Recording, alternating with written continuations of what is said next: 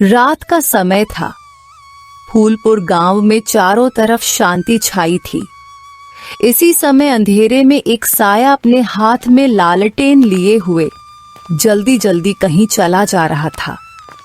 लेकिन जैसे ही वह गांव के बाहर पहुंचने वाला था, उसी समय उसे पीछे से एक आदमी रोकता है और बोलता है, हे तुम कौन हो? तुम कहाँ जा रहे हो? क्या तुम्हें पता नहीं है कि रात के समय गांव से बाहर निकलना माना है? उस आदमी की बात सुनकर साया पलटता है। वो साया कोई और नहीं बल्कि गांव में नया नया आया रामू बैंड वाला था। रामू बैंड वाला उस आदमी की बात सुनकर बोलता है, भाई साहब, आपने तो मुझे डरा ही दिया था। भला ऐसे भी कोई बोलता है? मुझे रात में कहीं बैंड बजाने जाना है जहाँ मैं जा रहा हूँ। लेकिन उस आदमी पर रामू बैंड वाले का कोई प्रभाव ही नहीं पड़ता और वह गुस्से में बोलता है, तुम कोई भी हो और कहीं भी जा रहे हो, इस गांव के नियमों को हिसाब से तुम्हें वापस जाना होगा। तुम गांव से बाहर नहीं जा सकते।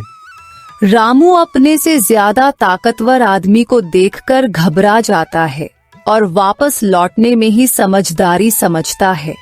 अभी वापस चला जाता हूँ, मैं किसी और रास्ते से चला जाऊंगा। ये हर जगह थोड़ी ना खड़ा होगा। ऐसा कहकर रामू वहां से चला जाता है और दूसरे रास्ते से गांव के बाहर जाने लगता है। ये गांव वाले कितने मूर्ख हैं, इनको कोई भी आसानी से बेवकूफ बना सकता है। इनका ध्यान तो सिर्फ एक ही रास्ते पर होता है, बाकी और रास्तों पर ये कोई ध्यान ही नहीं देते। और वो 7 फुटिया अपने आप को बहुत समझदार समझ रहा था। रात बीत जाती है और सुबह हो जाता है, पर रामू अभी तक घर वापस लौटकर नहीं आया और उसकी पत्नी दया घर के सामने बैठकर रो रही थी। उसी समय वहां सरपंच जी आ जाते हैं और बोलते हैं, अरे, ये रामू बैंड वाले की पत्नी ऐसे रो क्यों रही है? क्या हुआ? कुछ नहीं सरपंच जी, इसके घर वाला रामू मेरे मना करने के बावजूद भी गांव के दूसरे रास्ते से गांव के बाहर चला गया और मारा गया। ये तो बहुत ही बुरा हुआ। तुम्हें ध्यान रखना चाहिए था। तुम तो इस गांव के बहुत ही बहादुर आदमी हो। सरपंच जी, मैं आपकी बातों से पूरा सहमत हूं, लेकिन मेरे मना करने के बावजूद भी रामू किसी और रास्ते से गांव के बाहर चला गया, जबकि मैं केवल मुख्य रास्ते पर पहरा देता हूं। वे दोनों आपस में बातें कर ही रहे थे, तभी रामू के बूढ़े पिता रामलाल वहां आ जाते हैं। यह क्या हो गया सरपंच जी? मेरा बेटा कहाँ चला गया? उसे खोजिए ना, वह हमारा इकलौता सहारा था। अब हम आपके भरोसे हैं। रामलाल की बात सुनकर वहीं खड़े गांव के कुछ जवान आदमी, जिनके नाम नितिन और वैभव होते हैं, बोलते हैं, चाचा जी, आप चिंता मत करिए, हम रामू भैया को जरूर ढूंढेंगे, क्योंकि अगर इसी तरह से गांव वाले रोज गायब होते रहे तो कुछ समय में इस गांव में एक भी आदमी नहीं रह जाएगा। फिर नितिन और वैभव वहां से चले जाते हैं। नितिन वैभव से बोलता है, वैभव भाई, तुमने गांव वाले से तो बोला है कि मैं गायब हुए लोगों को ढूंढ लूंगा, लेकिन क्या तुम्हें पता है वे लोग कहाँ हैं? तुम्हारी बात में तो दम है, लेकिन मुझे लगता है कि गांव वालों का को जाना उस जंगल के अंदर वाली गुफा से जुड़ा हुआ है। गुफा के पास चलकर देखते हैं। दोनों गुफा के पास जाकर वही काफी देर तक देखते रहते हैं। तभी शाम हो जाती है और नितिन को भूख लग जाती है और वह वैभव से बोलता है, मुझे भूख लग रही, मैं कुछ खाने को देखता हूँ।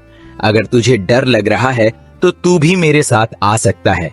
क्या बात कर रहे हो आप नितिन भाई? भला मैं क्यों डरूंगा? आप जाओ और कुछ खाने के लिए लेकर आओ, मैं इस जगह पर नजर रखता हूँ।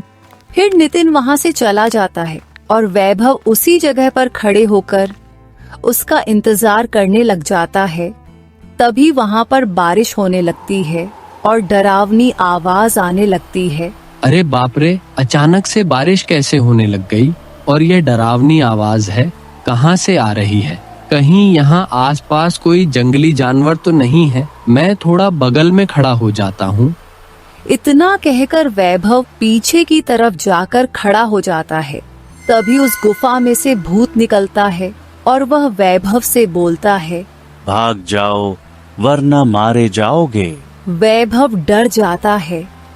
तभी नितिन वहां जाता है और भूत को देखकर वह भी डर जाता है और वे दोनों वहां से डरकर भाग जाते हैं और एक पेड़ के नीचे बैठ जाते हैं।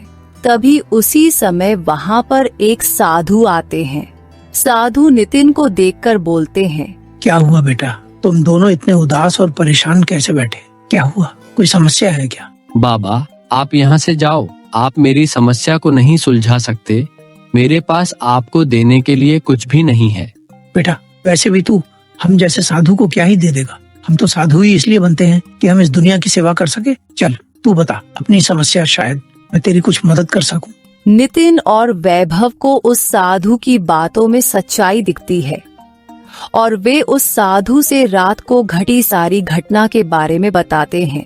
बाबा, अगर हम उस रात को वहाँ से भागे ना होते तो वह भूत हमारे साथ भी वही करता जो वह बाकी के गांव वालों के साथ करा है।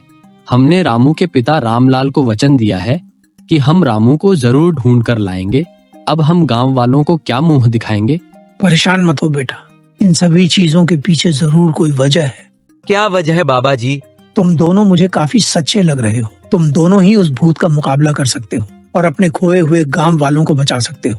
यह क्या कह रहे हो बाबा जी? आपकी बातों से लगता है कि वह रामू जिंदा है।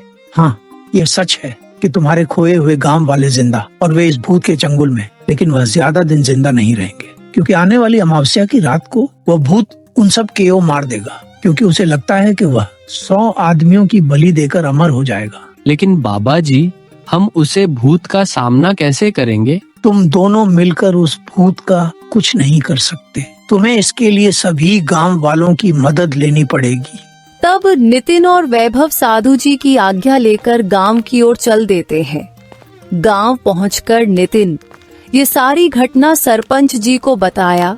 सरपंच जी उसके साथ चलने को तैयार हो जाते हैं और सारे गांव वाले जंगल में आ जाते हैं। उन्हें वहां वही साधु जी देखते हैं। साधु जी को देखते ही सरपंच उन्हें पहचान लेता है और बोलता है, ये तो बहुत बड़े साधु हैं, मैं इन्हें जानता हूँ। इस समय साधु जी अपनी आंखें खोलते हैं और वैभव को एक त्रिशूल देते हैं और बोलते हैं, तुम इस त्रिशूल से उस भूत का सामना कर सकते हो। जैसे ही तुम उस भूत का अंत करोगे, सारे गांव वाले उस भूत की चंगुल से आजाद हो जाएंगे। इतना कहकर साधु जी वहां से गायब हो जाते हैं और वे सब गांव वाले उसे गुफा के पास जाते हैं। तभी भूत भी वहां आ जाता है, लेकिन जैसे ही वह भूत वैभव की तरफ बढ़ता है, वैभव ने उस त्रिशूल से भूत को टच कर दिया और भूत जलने लगा। थोड़ी देर में भूत जलकर राख हो गया और सभी गायब हुए लोग उस भूत के चंगुल से आजाद हो जाते हैं और सभी गुफा से बाहर आ जाते हैं। उसमें रामू भी था। नितिन और वैभव की सूझबूझ से आज सभी लोग बच गए।